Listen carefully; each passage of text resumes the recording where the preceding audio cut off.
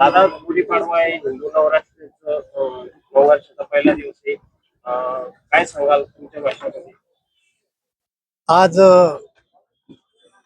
हिंदू नववर्ष आहे. मी माझ्या वतीनं, माझ्या कुटुंबाच्या वतीनं आणि समस्त जालना लोकसभा मतदारसंघाच्या वतीनं या नववर्षानिमित्त आपणा सर्वांना शुभेच्छा देतो. हे नवीन वर्ष आपल्यासाठी सुख, समृद्धी, भरभराटी आणि आरोग्यदायी जाऊ अशी मी माझ्या वतीनं आपणा सर्वांना शुभेच्छा देतो.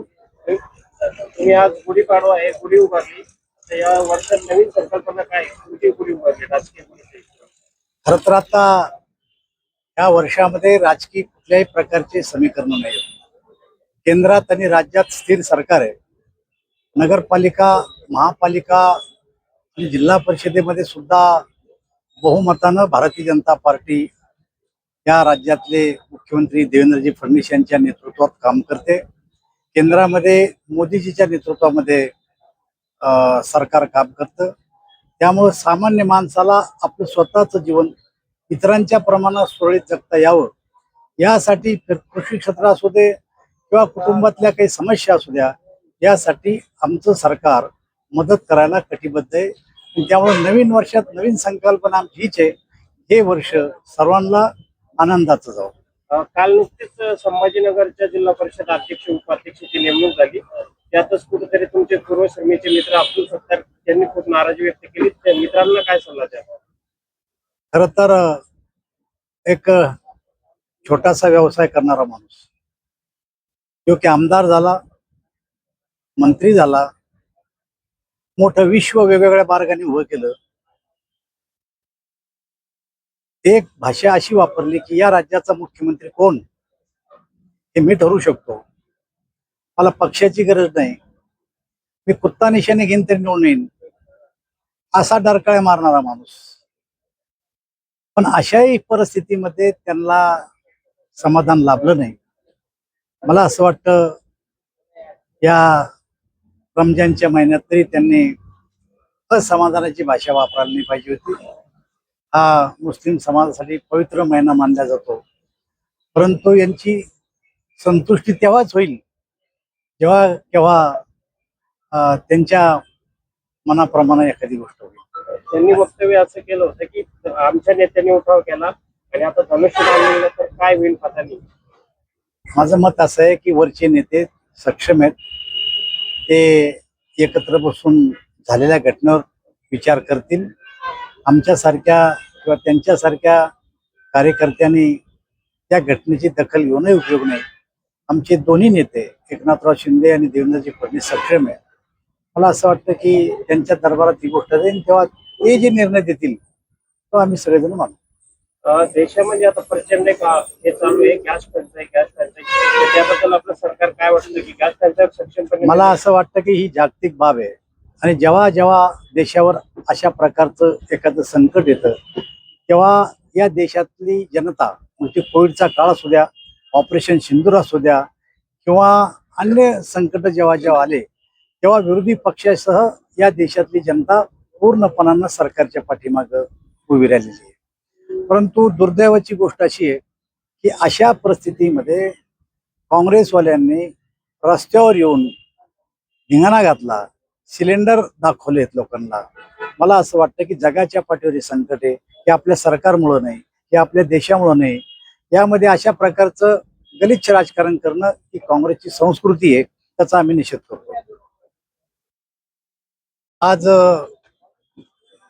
हिंदू नववर्ष आहे. मी माझ्या वतीनं, माझ्या कुटुंबाच्या वतीनं आणि समस्त जालना लोकसभा मतदारसंघाच्या वतीनं या नववर्षानिमित्त आपणा सर्वांना शुभेच्छा देतो.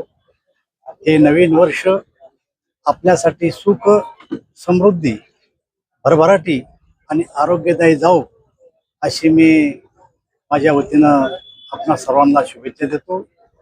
तुम्ही आज गुढीपाडवा आहे, गुढी उभारली, तर या वर्षात नवीन संकल्पना काय आहे? तुमची गुढी उभारली राजकीय गुढी. खरं तर आता या वर्षामध्ये राजकीय कुठल्याही प्रकारचे समीकरण नाही. केंद्रात आणि राज्यात स्थिर सरकार आहे. नगरपालिका, महापालिका आणि जिल्हा परिषदेमध्ये सुद्धा बहुमतानं भारतीय जनता पार्टी या राज्यातले मुख्यमंत्री देवेंद्रजी फडणवीस यांच्या नेतृत्वात काम करते. केंद्रामध्ये मोदीजीच्या नेतृत्वामध्ये सरकार काम करतं.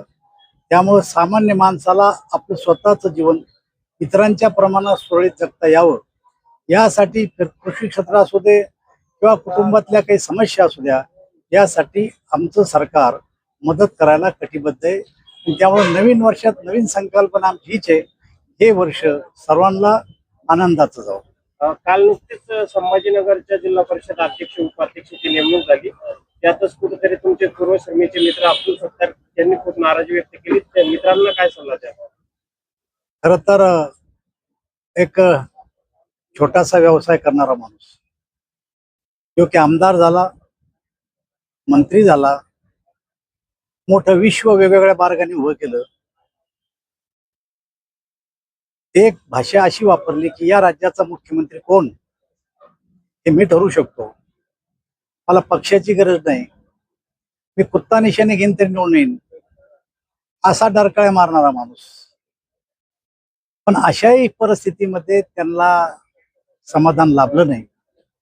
मला असं वाटतं या रमजानच्या महिन्यात तरी त्यांनी असमाधानाची भाषा वापरायला नाही पाहिजे होती. हा मुस्लिम समाजासाठी पवित्र महिना मानला जातो, परंतु यांची संतुष्टी तेव्हाच होईल जेव्हा केव्हा त्यांच्या मनाप्रमाणे एखादी गोष्ट होईल.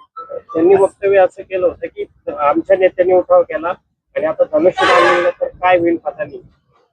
माझं मत असं आहे की वरचे नेते सक्षम आहेत, ते एकत्र बसून झालेल्या घटनेवर विचार करतील. आमच्यासारख्या किंवा त्यांच्यासारख्या कार्यकर्त्यांनी त्या घटनेची दखल घेऊनही उपयोग नाही. आमचे दोन्ही नेते एकनाथराव शिंदे आणि देवेंद्रजी फडणवीस सक्षम आहे. मला असं वाटतं की त्यांच्या दरबारात ही गोष्ट जाईल, तेव्हा ते जे निर्णय देतील तो आम्ही सगळेजण मानू.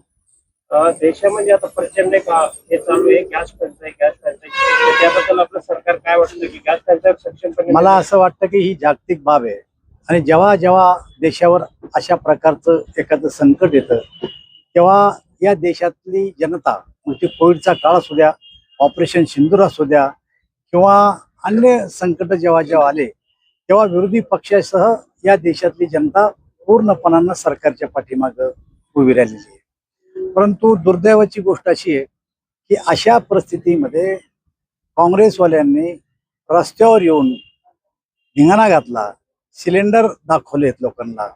मला असं वाटतं की जगाच्या पाठीवर हे संकट आहे, हे आपल्या सरकारमुळं नाही, हे आपल्या देशामुळं नाही. यामध्ये अशा प्रकारचं गलिच्छ राजकारण करणं ही काँग्रेसची संस्कृती आहे, त्याचा आम्ही निषेध करतो.